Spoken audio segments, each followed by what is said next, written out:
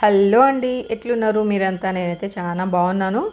ఈ వీడియోలో వచ్చేసి మండే వ్లాగ్ అనమాట. ఇది మండే రోజు చేసిన వ్లాగ్. సో అందరికీ శివయ్య అనుగ్రహం కలగాలని మనస్ఫూర్తిగా కోరుకుంటున్నాను. ఆ రోజు ఉదయం అయితే శివాలయానికి వెళ్ళాను అండ్ శివయ్య దర్శనం చేసుకొని ఇంటికి వచ్చానన్నమాట.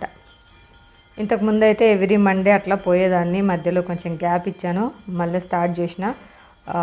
సోమవారం అట్లా శివాలయానికి పోయేసి వద్దాం, మన ఇంటి దేవుడు అనేసి అలా పోయి దర్శనం చేసుకొని వస్తే కొంచెం బాగుంటుంది అని మళ్ళీ స్టార్ట్ చేసిన అనమాట. మండే రోజు పని అంతా కంప్లీట్ చేసుకుని పిల్లల్ని పంపించి పని కంప్లీట్ చేసేసుకొని అట్లా శివాలయానికి వెళ్ళి శివయ్య దర్శనం చేసుకొని వచ్చాను. వచ్చి రాగానే ఇంట్లో ఇంక ఇవంతా పని మనల్ని చూసి పలకరిస్తూ ఉంటుంది కదా. సో లైనింగ్లు ఇవి ఆరబెట్టేసి ఫాల్స్ అవి కట్ చేసి పెట్టేసుకోవాలన్నమాట. ఇంకా నా పని నేను స్టార్ట్ చేసుకోవాలా.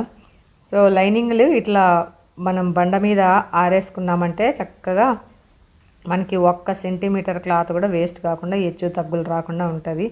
సో ఎవరైనా టైలర్కి ఇచ్చేవాళ్ళు కొంతమంది అతి తెలివిగా వాళ్ళే ఆరేసి మేము ఆరేసి ఇచ్చినాం అనే టైప్లో చెప్తా అంటారు కదా. సో అట్లా కాకుండా వాళ్ళకే ఇస్తే వాళ్ళే ఆరేసుకుంటారు, క్లాత్ వేస్ట్ అవ్వకుండా ఉంటుంది.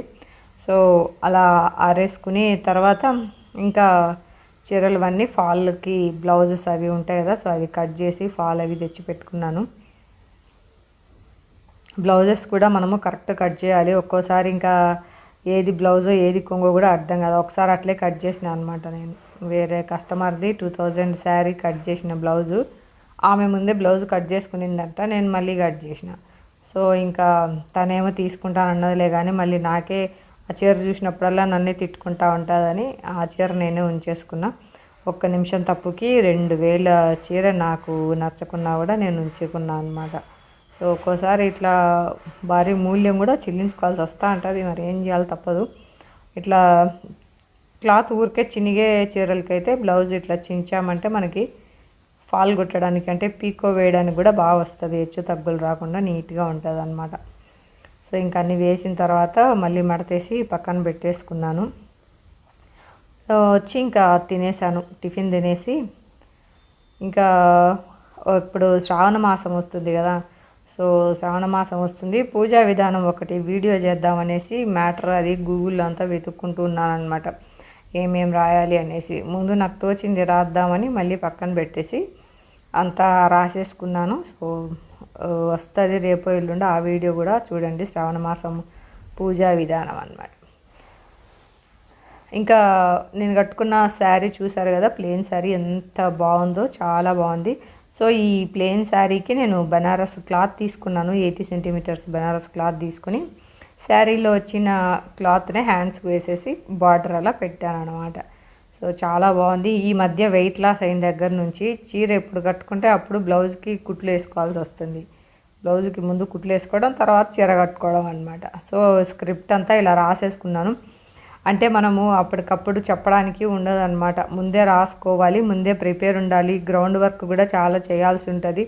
ఊరికే ఏదో వీడియో చేసి అలా పెడతా ఉంటారు, వాళ్ళకి ఏమైనా అనుకుంటారు చాలామంది, కానీ చాలా వర్క్ అయితే ఉంటుందండి. వీడియో షూట్ చేసుకోవడము, దాన్ని ఎడిటింగ్ చేసుకోవడము, ఒక్కొక్కసారి వీడియో తీసేటప్పుడు కూడా సరిగా రాక మళ్ళీ తీసిందంతా వేస్ట్ అయిపోతుంది ఒక్కోసారి అయితే.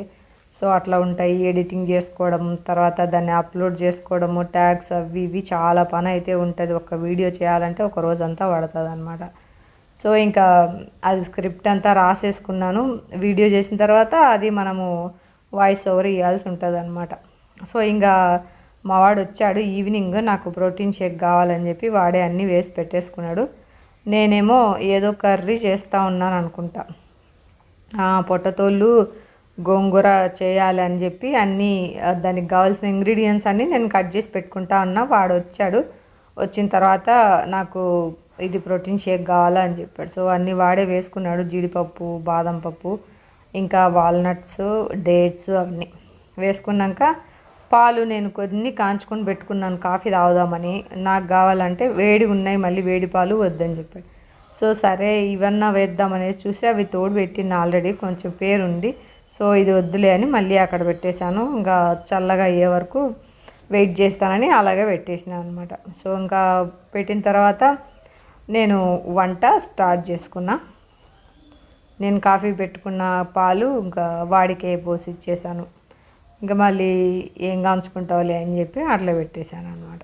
ఫ్రిడ్జ్లో పెట్టేసిన మిగతా పాలు వాడికైతే ఒక గ్లాస్ నిండా పాలు పోసి ఇచ్చేసి ఇంకా నేను వంట మాత్రం స్టార్ట్ చేసేసుకుంటున్నా.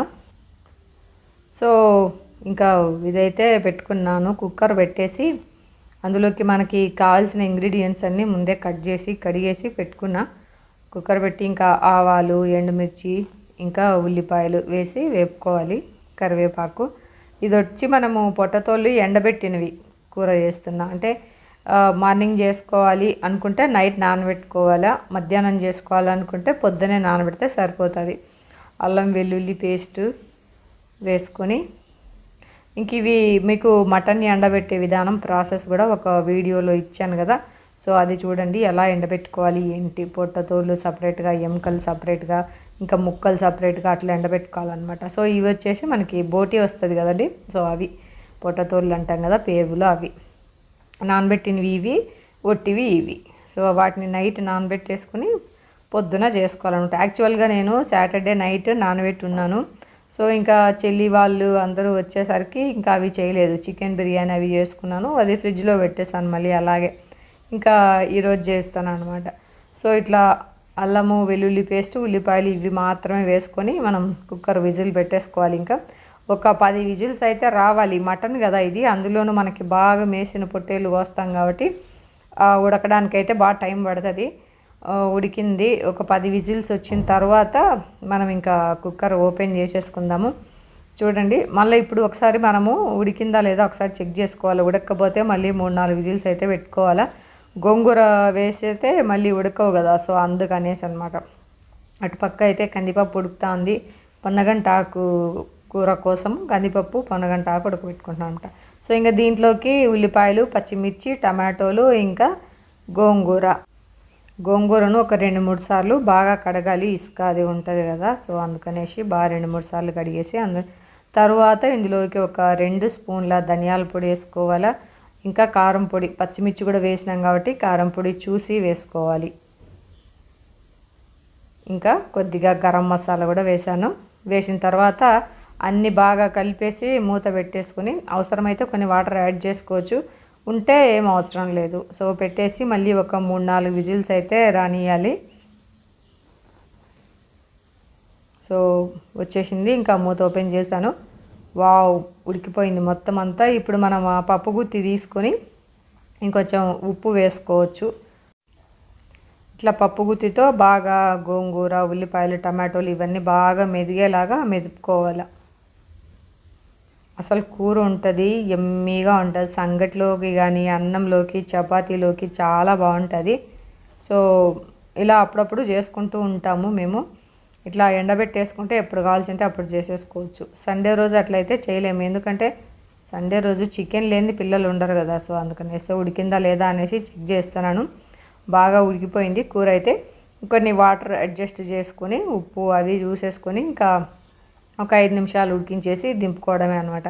ఈ లోపల ఇంకా పొనగంటాకు కూర కూడా చేసిన. పాప ఇది తినదు కూర, సో అందుకనేసి పాప కోసం పొనగంటాకు చేసిన, మా కోసం చపాతీలు, ఇంకా మా పొనగంటాకు ఉట్టిదే తినలేదనేసి కొబ్బరి చట్నీ కూడా చేశాను అనమాట.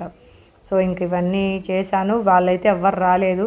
నాకు బాగా ఆకలిస్తుంది, అందుకని నేను ఒక 2 చపాతీలు చేసుకొని ఈ ఆకుకూర, ఈ పొట్టతోళ్ళ గోంగూర, ఈ పచ్చికారం 3 కలిపేసి తినేసాను.